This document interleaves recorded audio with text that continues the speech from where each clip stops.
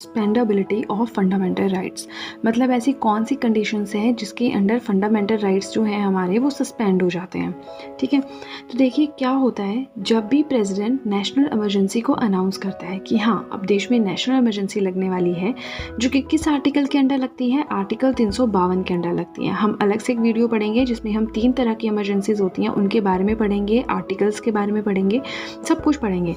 But फिलहाल जब भी प्रेसिडेंट बोलता है, अनाउंस करता है कि नेशनल इमरजेंसी लगने वाली है, तो उस टाइम पे हमारे जो 6 राइट्स हैं अंडर आर्टिकल 19 वो ऑटोमेटिकली सस्पेंड हो जाते हैं।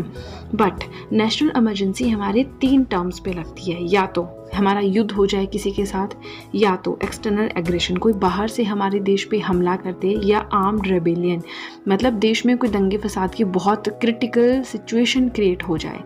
तो अगर वॉर हो जाए या बाहर से कोई हमला कर दे, तो उस टाइम पे जब नेशनल इमरजेंसी लगती है तो हमारे जो ये आर्टिकल 19 के अंडर 6 राइट्स हैं ना कि हम कहीं भी जाके सेटल हो सकते हैं, घूम सकते हैं, वो सब सस्पेंड हो जाते हैं। लेकिन आर्म्ड रेबेलियन के केस में ऐसा नहीं होता है। ठीक है, now 44th constitutional amendment act 1978 में हुआ था, मतलब संशोधन हुआ था संविधान में, जिसके under the suspension of articles 20 and 21 has been prohibited under any circumstances. जिसके अंडर क्या था कि जो आर्टिकल 20 और 21 हैं इनका जो सस्पेंशन है वो किसी भी सर्कमस्टांसेस में नहीं होगा, ये कहा गया था। अब देखिए आर्टिकल 20 और आर्टिकल 21 ये हम दोनों पढ़ चुके हैं। ये आर्टिकल 20 और आर्टिकल 21 में क्या क्या आता है पढ़ेंगे। Fundamental rights to citizens and foreigners, मतलब ऐसे कौन से फंडामेंटल राइट्स हैं जो सिर्फ सिटीजन्स, इंडियन सिटीजन्स यानी भारत के नागरिकों के पास हैं, और ऐसे कौन से फंडामेंटल राइट्स हैं जो इंडियन सिटीजन्स के पास तो हैं ही हैं बट फॉरेनर्स के पास भी हैं। ठीक है, तो पहले हम पढ़ेंगे available only to citizens and not to foreigners, जो सिर्फ भारतीय नागरिकों को मिले हुए हैं फंडामेंटल राइट्स, मौलिक अधिकार, और जो कि फॉरेनर्स को नहीं है। ठीक है, हम जितने भी आर्टिकल्स हैं पहले ही आर्टिकल बाय आर्टिकल बहुत ही अच्छे से पढ़ चुके हैं, तो हम ज़्यादा यहाँ पे डिस्कस नहीं करेंगे। हम सिर्फ ये देखेंगे कौन से आर्टिकल किसको, मतलब कौन सा राइट किसको है आर्टिकल के फॉर्म में। जैसे कि जो कि सिटीजन्स को अवेलेबल हैं सिर्फ और सिर्फ वो है आर्टिकल 15, 16, 19, 29, 30। ठीक है, आर्टिकल 15 क्या बोलता है, अगर आपको याद हो कि आप किसी के साथ भी डिस्क्रिमिनेशन नहीं कर सकते on grounds of religion, race, sex और प्लेस ऑफ बर्थ। ठीक है, 16 क्या बोलता है, 16 बोलता है कि जब पब्लिक एम्प्लॉयमेंट होगी वहाँ पे सबको इक्वल अपॉर्चुनिटीज़ मिलनी चाहिए जॉब्स में। आर्टिकल 19 क्या बोलता है, ये तो सबको ही पता है, इसमें 6 फंडामेंटल बेसिक्स आते हैं, राइट्स आते हैं, जैसे स्पीच का, एक्सप्रेशन का, असेंबल होने का, एसोसिएशन, वो जो हमने 6 पढ़े थे ना वो इसमें आते हैं। और 29 और 30 में क्या आते हैं, कल्चरल एंड एजुकेशनल राइट्स। तो ये जो 5 हैं टोटल, ये सिर्फ और सिर्फ भारतीय नागरिकों को है, ये फॉरेनर्स को अवेलेबल नहीं है।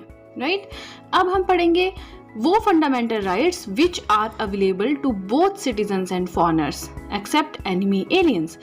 अब ये वो राइट्स हैं जो भारतीय नागरिकों को भी हैं, कोई भारत से बाहर का इंडिया में आएगा उसे भी है।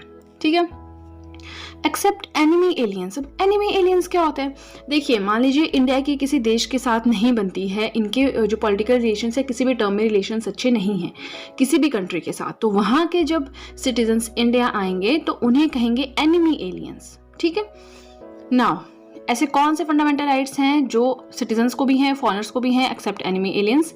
इसको याद करने का बहुत ही सिंपल तरीका है, आर्टिकल नंबर 14 और आर्टिकल 20 से 28। 20 से 28 तो लाइन बाय लाइन आप देख सकते हैं कौन सा क्या है। आर्टिकल 14 क्या बोलता है, equality before law and equal protection of laws, यानी कि कानून के समक्ष सभी इक्वल हैं। ठीक है, कोई भी कानून से बड़ा नहीं है, no one is above the law of land. ठीक है, आर्टिकल 20 से 28 फिर बहुत सारे आर्टिकल्स आते हैं, जैसे कि इसमें आता है जो आर्टिकल 20 है, इसमें आता है protection in respect of conviction for offences, 21 में आता है लाइफ एंड पर्सनल लिबर्टी। इस तरह से 20 से 28 तो इजी है याद करना, प्लस आर्टिकल नंबर 14। ठीक है, पढ़ेंगे रिट्स के बारे में कि रिट्स क्या होते हैं। देखिए, तो रिट्स आप कह सकते हैं कोई रिटन कमांड होती है जो कोर्ट किसी भी पब्लिक ऑफिशियल को या किसी प्राइवेट इंसान को, प्राइवेट पर्सन को इशू करता है, कोई रिटन कमांड। ठीक है, नाउ रिट्स, अब इसमें पढ़ने वाला क्या है कि रिट्स कि क्या टाइप्स हैं, कौन सा टाइप किससे रिलेट करता है। तो रिट्स के टोटल 5 टाइप्स हैं जो हम पढ़ते आ रहे हैं। अब इनका वर्डिंग जो है वो थोड़ी सी टफ रहती है, 2-3 तो ईजी भी हैं बट कुछ टफ हैं, तो उन्हें याद कैसे रखा जाए उसके लिए मेरे पास एक ट्रिक है, HM से पूछ कुछ, मतलब होम मिनिस्टर से कुछ पूछना है, ठीक है। तो H stands for habeas corpus, M for mandamus, C for certiorari, P for prohibition, Q for quo वेरेंटो। तो हमारा कन्फ्यूज़न, मतलब मेरा जो मेन कन्फ्यूज़न है वो फर्स्ट 3 में ही रहता था, उसके अलावा ये तो ईजी है, ठीक है। So let's start with the first one. First writ हमारा क्या है, ये है हैबियस कॉर्पस। अब ये है क्या, रिट मतलब रिटन कमांड, ये तो हम समझ गए कि कोर्ट कोई रिटन कमांड भेजता है किसी भी पब्लिक ऑफिशियल को या किसी प्राइवेट पर्सन को, ठीक है। फिर उन्हें जाके कोर्ट में पेश होना होता है, अपनी साइड रखनी होती है। तो जो ये हैबियस कॉर्पस है ये क्या बोलता है, पहली बात तो ये एक लैटिन टर्म है, ठीक है, जिसका मतलब होता है to have the body of, मतलब किसी को यहाँ पे पेश किया जाए। अब ये होता क्या है, इस रिट के अंदर जो कोर्ट होता है वो एक ऑर्डर इशू करता है, एक ऑर्डर देता है उस इंसान को जिसने किसी और पर्सन को गिरफ्तार किया है, ठीक है। कहा क्या जाता है कि जिस पर्सन को गिरफ्तार किया गया है उसे कोर्ट में पेश किया जाए, ठीक है। और ये ऑर्डर उस इंसान को दिया जाता है जिसने उसे गिरफ्तार किया है। अब कोर्ट क्या करता है, अपने आप एग्जामिन करता है cause and legality of the detention, मतलब उसे क्यों गिरफ्तार किया गया है, क्या कारण है, क्या वो लीगल है या नहीं। अगर है तब तो ठीक है, उसे फिर प्रॉपर सज़ा जो है वो कोर्ट देता है। अदरवाइज अगर ये किसी गलत बेसिस पे उसे गिरफ्तार किया गया है तो उस इंसान को फ्री किया जाता है, ठीक है। ये हो गया हैबियस कॉर्पस का। अब M फॉर मंडामस, मंडामस क्या बोलता है, अब जैसे इसका मतलब था ना, एक लैटिन टर्म थी, इसका मतलब था to have the body of, मतलब उसे पेश किया जाए। मंडामस का मतलब है वी कमांड, मतलब हमें कमांड देते हैं।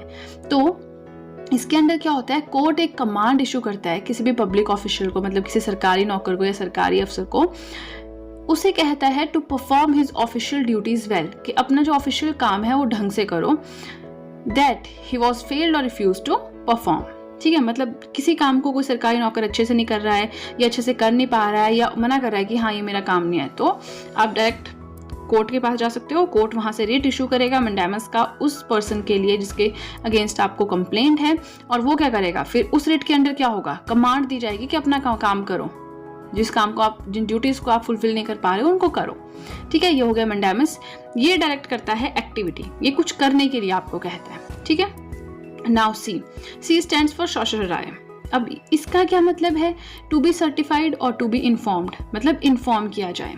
ये कोई भी हायर कोर्ट किसी लोअर कोर्ट को या लोअर ट्रिब्यूनल को इशू करता है। कोई भी केस पेंडिंग है, ठीक है, लोअर कोर्ट में, हायर कोर्ट कहता है कि मुझे ट्रांसफ़र करो। कोई भी डिसीजन है जो हायर कोर्ट को सही नहीं लग रहा है तो जो लोअर कोर्ट का डिसीजन है उसको स्क्वैश कर देता है, कैंसिल कर देता है, ठीक है। ये है शॉशराय का। Now next one is P stands for prohibition. अब प्रोहिबिशन का मतलब क्या है, इसका मतलब है टू फॉरबिड, ठीक है। अब इसमें भी क्या होता है, जो हायर कोर्ट है वो लोअर कोर्ट को एक इशू करता है रिट, जिसके अंदर जो लोअर कोर्ट है उसे ऑर्डर दिया जाता है कि जो आपका एरिया है, जो आपकी जुरिस्डिक्शन है उसी के अंदर काम करो, उससे बाहर जाने की ज़रूरत नहीं है, ठीक है। क्या करता है, हायर कोर्ट लोअर कोर्ट को एक रिट इशू करता है जिसके अंडर कहता है कि आप जो आपका एरिया है, जो आपकी जुरिस्डिक्शन है उसको एक्सीड मत करो, उसको असर्प मत करो, उसी के अंडर काम करो, ठीक है। अब जैसे हमने पढ़ा मंडामस एक काम करने के लिए कहता है कि काम करो जो तुम काम नहीं कर रहे हो। प्रोहिबिशन क्या कहता है कि अपना काम करो, फालतू काम, इधर उधर के एरिया के काम करने की जरूरत नहीं है। तो ये डायरेक्ट करता है एक्टिविटी और ये डायरेक्ट करता है inactivity, right. Now the last writ is Q।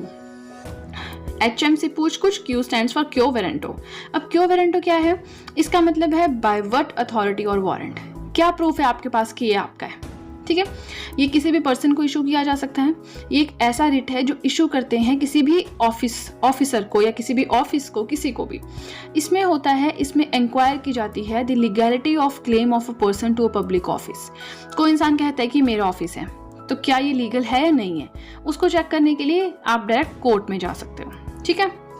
ये हमने पढ़ लिए 5 रिट्स।